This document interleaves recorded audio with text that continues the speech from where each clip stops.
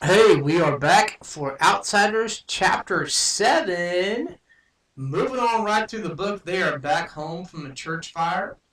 And you're going to get to see the Greasers' home life here. And I kind of like this chapter because it really gives you a nice flavor of what they're like when they're home. And we haven't really seen much of that. So let's read it. Now there are three of us in the weight room waiting to hear how Dally and Johnny were. The reporters and the police came. They asked too many questions too fast and got me mixed up. If you want to know the truth, I wasn't feeling real good in the first place. Kind of sick, really. And I'm scared of policemen anyway. The reporters fired one question right after another at me and got me so confused I didn't know what was coming off. Derry finally told them I wasn't in any shape to be yelled at so much, and they slowed down a little. Derry's kind of big. Soda Pop kept him in stitches. He'd grab one guy's press hat and another guy's camera and walk around interviewing the nurses and mimicking TV reporters. He tried to lift a policeman's gun and grinned so crazily when he was caught that a policeman had to grin too. Soda can make anyone grin. I managed to get a hold of some hair grease and comb my hair back, so it looked a little better before they got any pictures. I'd die if I got my picture in the paper with my hair looking so lousy. Derry and Soda Pop were in the pictures too. Jerry Wood told me that if Soda Pop and Derry had been so good looking, they wouldn't have taken so many. That was public appeal, he said. Soda was really getting a kick out of all this. I guess he would have enjoyed it more if hadn't been so serious, but he couldn't resist anything that caused so much excitement. I swear, sometimes he reminds me of a colt, a long-legged Palomino colt that has to get his nose into everything. The reporter stared at him admiringly. I tell you, he looks like a movie star. He kind of radiates. Finally, even Soda Pop got tired of the reporters, and he gets bored after the same old thing after a time, and stretching out on the bench, he put his head on Derry's lap and went to sleep. I guess both of us were tired. It was late at night, and I knew they hadn't had much sleep during the week. Even while I was answering questions, I remembered it had been only a few hours since I was sleeping off the smoke at the corner of the church. Already had the unreal dream. It was an unreal dream, and yet at the time I couldn't imagine any other world. Finally, the reporter started to leave along with the police. One of them turned and asked, "What would you do right now if you could do anything you wanted?" I looked at him tiredly. "Take a bath." They thought that was pretty funny, but I meant it. I felt lousy. People got real quiet after they left. The only noise was the nurse's soft footsteps and Soda's light breathing. Derry looked down at him and grinned half-heartedly. "You didn't get much sleep this week," he said softly. "You hardly slept at all." Soda said drowsily. "You didn't either." Nurses wouldn't tell us anything about Johnny and Dally, so Derry got a hold of the doctor. The doctor told us he would only talk to family, but Derry finally got through to the guy's head that we were about as much family as Dally and Johnny had. Dally would be okay after 2 or 3 days in the hospital, he said. One arm was badly burned and would be scarred the rest of his life, but he would have full use of it in a couple weeks. Dally would be okay, I thought. Dally was always okay. He could take anything. It was Johnny I was worried about. He was in critical condition. His back had been broken when that piece of timber fell on him. He was in severe shock and suffering from third-degree burns. They were doing everything they could to ease the pain. Although his back was broken, he couldn't even feel the burns below his waist. He kept calling for Dallas and Ponyboy. If he lived. If? Please no, I thought. Please not if. The blood was draining from my face, and Derry put an arm across my shoulder and squeezed hard. Even if he lived, he'd be crippled for the rest of his life. "You wanted it straight? You got it straight," the doctor said. "Now go home and get some rest." I was trembling. A pain was growing inside my throat, and I wanted to cry, but Greasers don't cry in front of strangers. Some of us never cry at all, like Dally and Two-Bit and Tim Shepard. They forgot how to at an early age. Johnny, crippled for life? I'm dreaming, I thought in a panic. I'm dreaming. I'll wake up at home or in a church and everything will be like it used to be.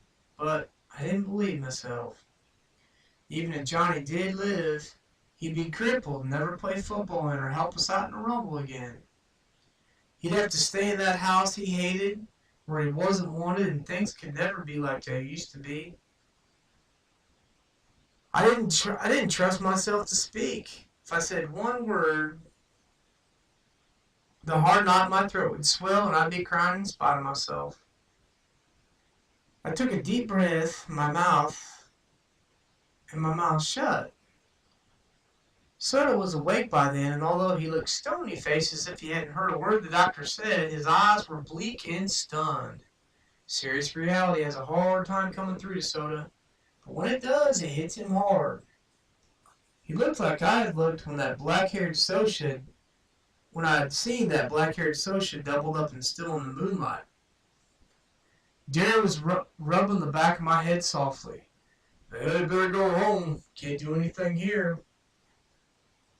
In our fort, I was civilly overcome by sleepiness. I leaned back and closed my eyes, and we were home before I knew it.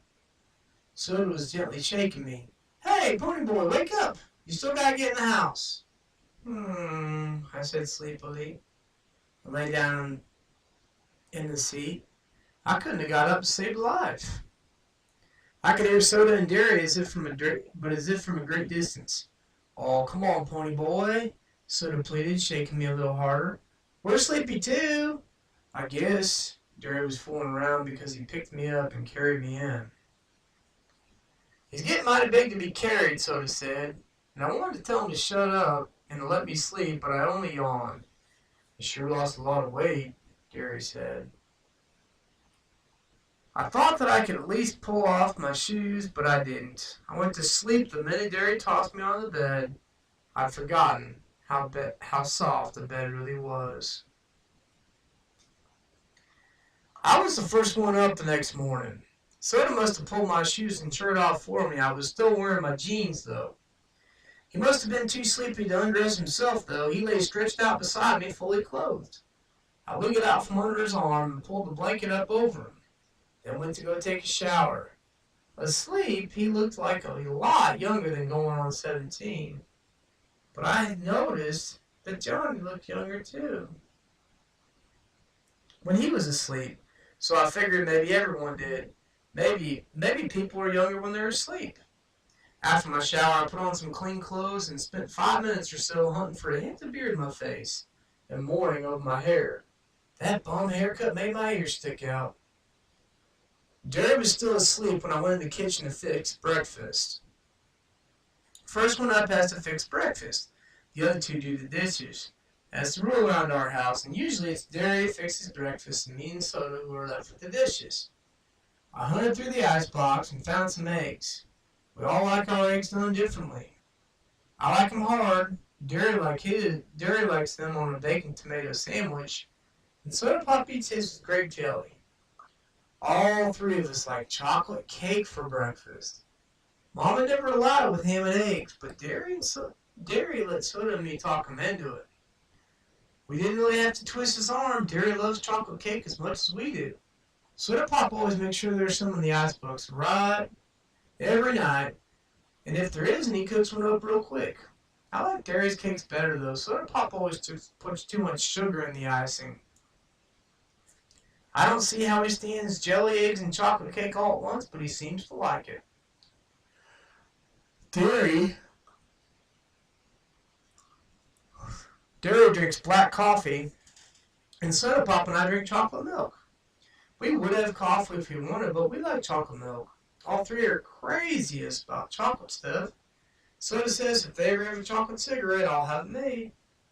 "Anybody home?" a familiar voice called through the front screen, and Two-Bit and Steve came in. We always stick our heads in each other's houses and holler hey and walk in. Our front door is always unlocked in case one of the boys is hacked out with his parents and needs a place to lay over and cool off. We never could tell who we'd find stretched out on the sofa in the morning. It was usually Steve, whose father told him about once a week to get out and never come back. Kind of bugs Steve, even if his old man does give him $5 or $6 next day to make up for it. Or it might be Dally, who lived anywhere he could. Once we even found Tim Shepard, leader of the Shepard gang, far from his own turf, reading the morning paper in the armchair. He merely looked up, said hi, and strolled out without waiting to stay for breakfast. Two-Bit's mother warned us against burglars, but Terry was flexing his muscles so they bulged like oversized baseballs. Drawled that he wasn't afraid of any burglars and that we didn't really have anything worth taking. He'd risk a robbery, he said, if it meant keeping one of the boys from blowing up at a gas station or something. So, the door was never locked. In here, I yelled, forgetting Derry and Soda Pop were still asleep. Don't slam the door. They slammed the door, of course, and Two-Bit came running into the kitchen. He caught me up under the arms and swung me around, ignoring the fact that I had 2 uncooked eggs in my hand. Hey, party boy, he cried gleefully. Long time no see. You would have thought it was 5 years and 5 days instead of 5 days since I'd seen him last, but I didn't mind. I like old Two-Bit. He's a good buddy to have. He spun me into Steve, who gave me a playful slap on my bruised back and shoved me across the room. One of the eggs went flying. It landed on the clock, and I tightened my grip on the other so it crushed all of my hand. Now look what you did, I grabbed. There went our breakfast. Can you two sit till I set the eggs down before you go shove me all over the country? I was really a little mad because I realized just how long it had been since I'd eaten anything. Last thing I'd eaten was a hot fudge sundae at the Dairy Queen in Windexville, and I was hungry. Two-Bit was walking slow in a circle around me. And I sighed because I knew what was coming. Man, dig Baldy here. He was staring at my head as he circled me. I wouldn't have believed it. I thought all the wild Indians of Oklahoma had been tamed. What little squaw's got that tough-looking mop of yours, pony boy? Aw, lay off, I said. I wasn't feeling too good in the first place. Kind of like I was coming down with something. Two-Bit winked at Steve, and Steve said, Well, he had to get a haircut to get his picture in the paper. They never believed a greasy-looking bug could be a hero. How do you like being a hero, Big Shot? How do I like what? Being a hero, you know? He shoved the paper at me impatiently, like a big shot even. I stared at the newspaper. On the front page of the news section was a news headline: Juvenile delinquents turn heroes. What if I don't like the turn? What I like is the turn bit, Two-Bit said, cleaning up the eggs off the floor. Y'all were heroes from the beginning. You didn't just turn all of a sudden. I hardly heard him. I was reading the paper. That old page was covered with stories about us. The fight, the murder, the church burning, the socials being drunk, everything. My picture was on there with Derry and Soda Pop. The article told how Johnny and I risked our lives to save those little kids.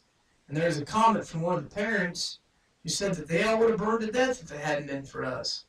I told the whole story of our fight with the Socs. Only they didn't say Socs because most grown-ups don't know about the battles that go on between us. They had interviewed Cherry Valance, and she said that Bob had been drunk and the boys had been looking for a fight. And when they took her home, Bob had told her he'd fix us for picking up his girl. His buddy, Randy Anderson, who had jumped us, also said it was their fault that we only fought back in self-defense. But they were